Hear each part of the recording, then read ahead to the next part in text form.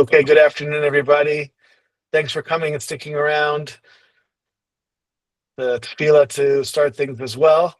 That all the learning that we do should lift up all the soldiers, all of the hostages, all of Am Yisrael with all the challenges that we're going through.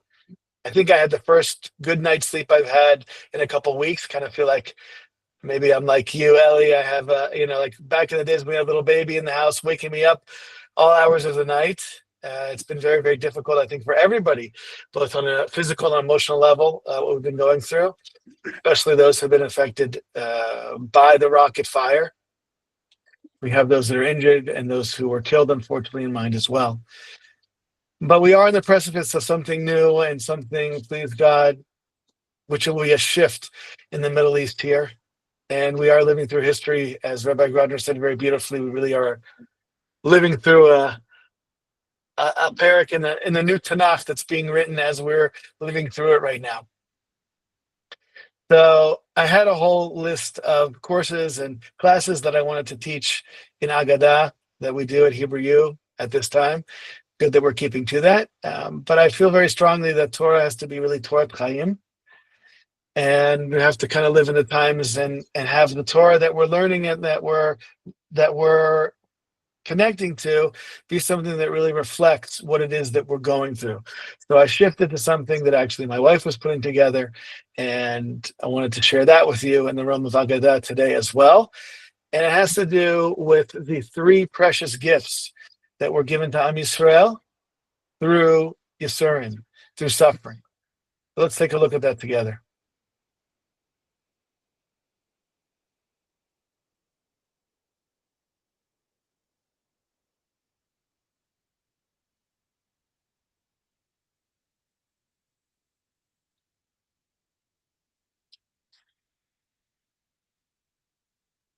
Okay. As always, we do our Agadah on Mondays in memory of our beloved friend and teacher, Dr. Dodi Tobin Zatzal, to be an aliyah for her neshama. Three precious gifts given only through suffering. Let's look at the Gemara in Brachot together.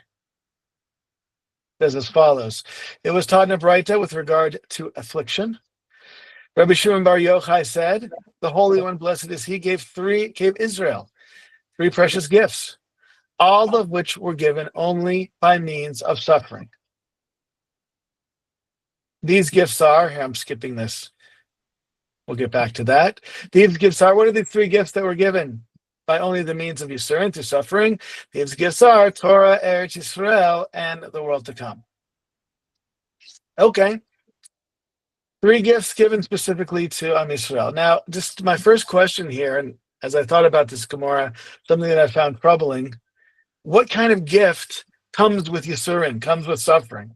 Can you imagine giving a beloved person in your life a gift? Here is a beautiful necklace. All right, I'll just give a personal example. Baruch Hashem, my wife and I celebrated 20 years together, our 20-year anniversary just this past week, and we are 20 years here in Eretz Yisrael together. Baruch Hashem. So I got her a pair of earrings, purple amethyst, like she really likes the color purple. It's her favorite. And I gave them to her. Now, imagine I gave her the gift with, kind of a clause. By the way, in order to earn these earrings, you're going to have to wash the dishes 3 times a week. You're going to have to mop the floors. You're going to have to cook dinner. There's going to be some suffering attached to this physical, emotional, whatever it is. But here you go. What kind of giving of a gift is that? Why would this gift that's been given to us from Hashem have this clause, this facet of it, that it can only be really received through suffering? It's not really a very nice way to give a gift, an appropriate way to give a gift. So why is it that these gifts have to be given? Why is there suffering attached to it? And maybe there's something unique and specific about these three gifts that do have to be connected to suffering. Okay, so those are just my initial questions about the Gemara. Specifically, I think we're all, and I hope it's clear and understood, why it is that this Gemara, I think, is important for us. No matter how long you've been here, I've had the zchut to be in Eretz Yisrael for 24 years almost, since 2001 I came. To be able to be in Eretz Yisrael, thank God, all of the joy, all of the connection, all of the highs that I've achieved and experienced here. There are difficulties and challenges that I've experienced here that I wouldn't have had to experience had I stayed, lived in America, moved back to Florida where I grew up. There's a challenge that meets each and every person when they come to Eretz Yisrael, each in their own way. For those of us, especially in our community, who are soldiers, Banot Sherut, people that have served in the IDF, each person has their own challenges when they come to Eretz Yisrael that they might not have had to experience had they been elsewhere. And so why is it that the gift of Eretz Yisrael specifically, as we're seeing today very much, and as we've seen, is acquired only through suffering? Okay, so those are the two questions that I hope to address today. And let's dive into some of the Mefarshim and see what it is they have to say. Maybe say on a kind of a thought level, just a surface level, try to understand some of the questions, the two questions that we brought up. So the Eitz Yosef, who's a Perush on the Midrash, he says as follows: there's that which is written, good gifts, matanot tovot, but there are other gifts besides these, like rain, luminaries, strength, and wealth, but these in particular, which are for the perfection of the soul, are called good. In other words, wait a second, why are there only 3 matanot tovot? There's lots of matanot tovot that Hashem gives us. Right? The sun comes up every morning, the rain that sustains us, our physical abilities, wealth, whatever it is that we're able to acquire. There's so many brachot and gifts and matanot that Hashem gives us in this world. But the Eitz Yosef says there's something unique in particular about these gifts, that they're called matanot tovot, because they are for the leimut of the nefesh. There's some sort of quality about them that they elevate not just our physical self, but they elevate our spiritual self as well. Okay, so that kind of gets to the question that I brought up. Well, what kind of gift would I give to my wife if I said these earrings, now you have to work for them, you have to earn them, or there's some sort of clause attached to it? Well, earrings are not a spiritual gift. They express a certain feeling or emotion. It's not just clumps of metal and gemstone. They do express something. There's something that comes with it, but they're not a gift of the nefesh, and therefore they wouldn't fall into that category. But these gifts, and particularly Eretz Yisrael, is a gift of the nefesh, and therefore it has a different quality to it, has to have something attached to it. Okay, we'll have to look more about that, understand that, what that means more about the perfection of the soul. We'll look into that more, but at the very least, we've touched on one of the issues. Secondly, the Eitz Yosef says as follows: also these are unique to Israel, which is not the case with the others, which are common to all the world. And therefore, he says here, God gave to Israel. Okay, so there's two facets that the Eitz Yosef is honing in on. First of all, matanot tovot. The word tovot implies that these are good, not just generally good or physically good, but for the nefesh. And the second part, that they were given to Israel, something that they were given uniquely to us. And therefore, they have a different quality than something that God, so to speak, gives to all of the world. God bestows kindness on the entire world, on the entirety of existence. All of existence is dependent only on HaKadosh Baruch Hu in each and every moment. All the good that all the world receives, not just Jews. The entire world, all of humanity, all of existence receives only from HaKadosh Baruch Hu. But here, these are 3 specific gifts that were given to Yisrael. So there's something unique about them as well. Okay, that's just on a surface perspective. Let's see the Shemi Shmuel, the Sakhachover Rabbi.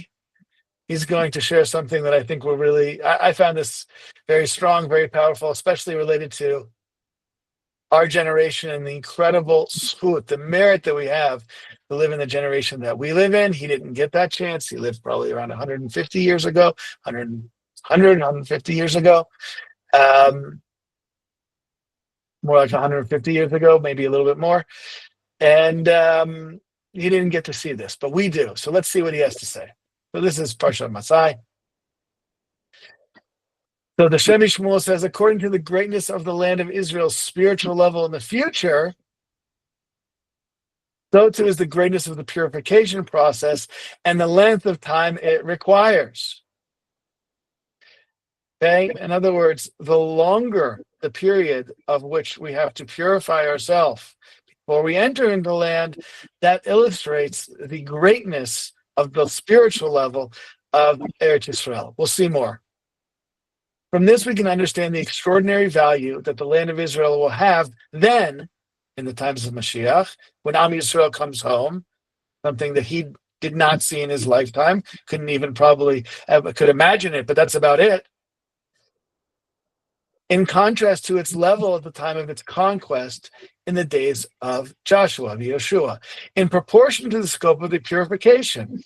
This long and bitter exile, compared to the purification of the wilderness, which lasted only 40 years. During those 40 years, they had manna to eat, a well to drink from, and clouds of glory over them. As it says, these 40 years the Lord your God has been with you. You have lacked nothing. And even so, that was considered a purification in order to merit the land of Israel. How much more so then this current exile with its length, its suffering, its expulsions, and its wanderings. By the way, that the Shemi Shmuel did not experience the Holocaust. All of it is a preparation for the land of Israel.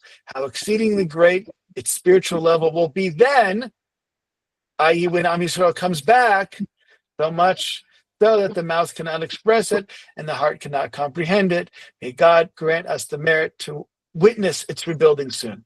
In other words, the Shemi Shmuel is saying as follows.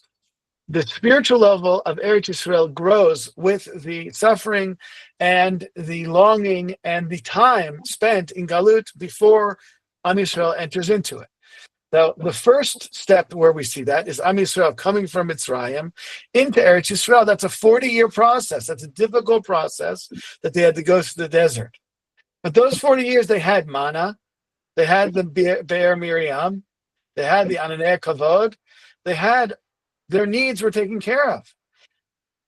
And nevertheless, the spiritual level of Eretz Yisrael, which they entered into, was very, very great.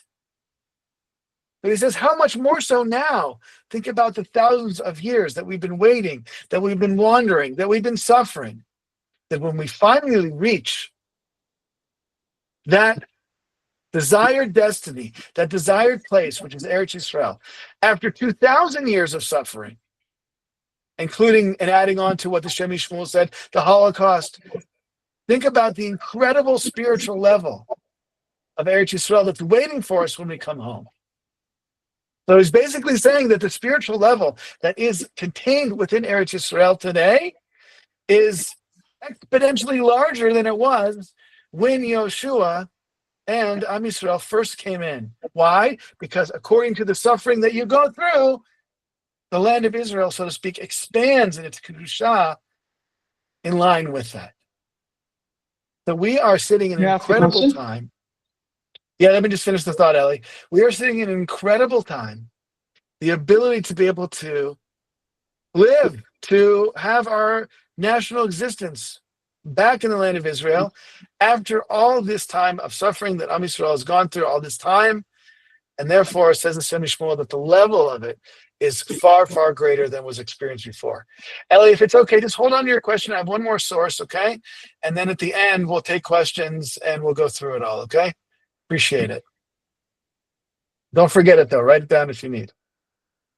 Okay. Now, the last source I want to go through is Rav Kook. He's going to put the final pieces together for us, I hope. And really, Rav Kook helps us to understand why it is that these three matanot, these special matanot that were given only to Am Yisrael, why they have to come through suffering, why they couldn't just be given as a free gift. Okay, this is Rav Kook's Perush called Ein Ayah, which is his Perush on Agadah in Brachot and also Masechet Shabbat. Rav Kook says as follows. There are virtues that are within human nature according to the root of one's creation as a human being that can be attained naturally. And since they are aligned with nature, suffering is not necessary in order to merit them. However, to attain a level that is beyond nature, higher than the natural order, the powers of the body, which are natural, are not prepared for such a level except through suffering.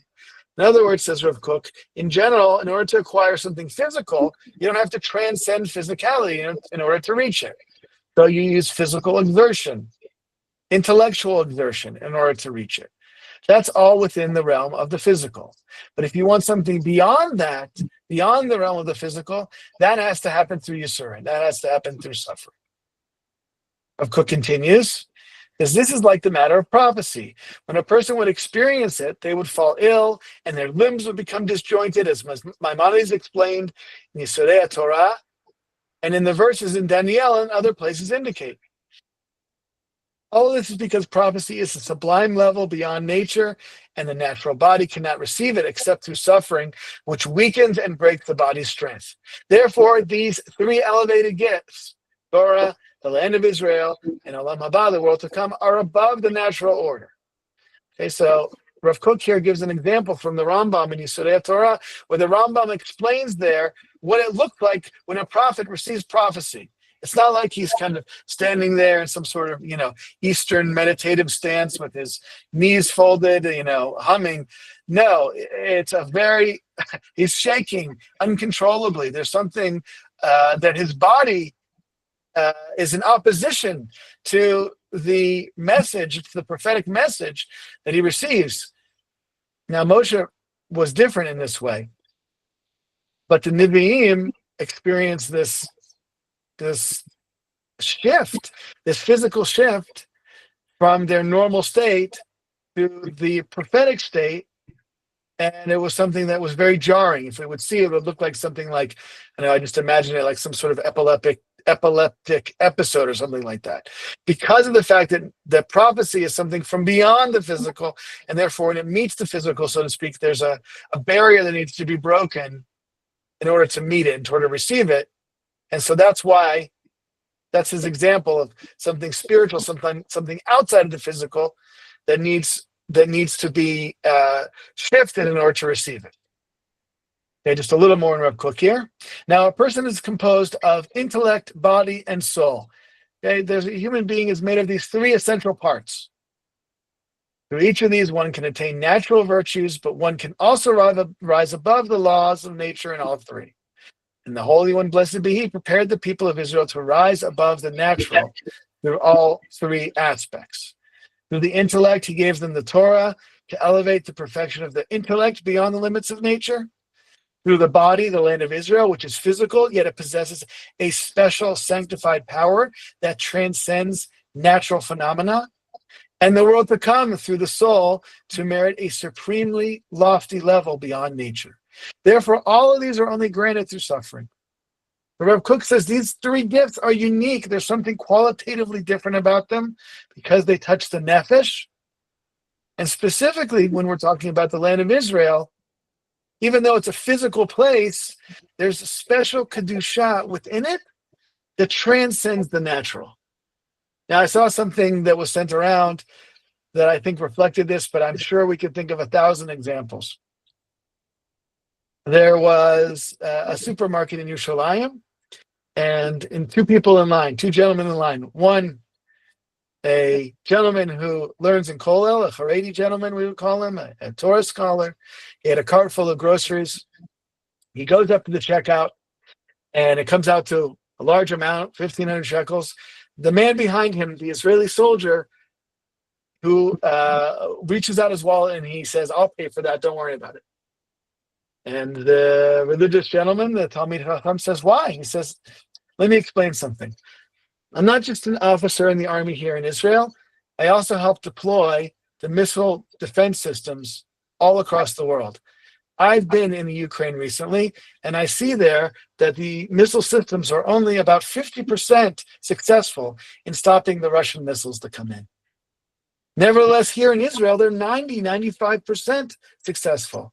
Now, we've done many tests to try to understand what it is that makes them so successful in Israel, but not as effective in the Ukraine. And none of the scientists and none of the military leaders can understand the gap between their effectiveness in Ukraine, or the lack of effectiveness in Ukraine versus their effectiveness in the land of Israel. He said, therefore, the only conclusion that I can come to is that Torah and mitzvot are also adding a layer of protection to Am Yisrael, and therefore I want to acknowledge that, and therefore I want to thank you, and I'm paying for your groceries.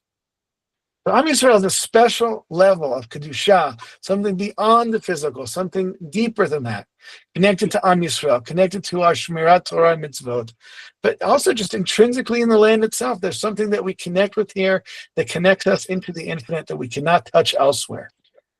You're talking about spirituality, talking about creativity, talking about the ability to actualize ourselves. For a Jew, that happens in Eretz Yisrael. And just to paraphrase the Kuzari, a Jew grows best in Eretz Yisrael. That's why this is a gift. Unlike other gifts, they require something to lift us out of the physical, which is the Yisurin. Now, we don't ask for Yisurin. We don't want Yisurin. God forbid we should hear of any Yisurin.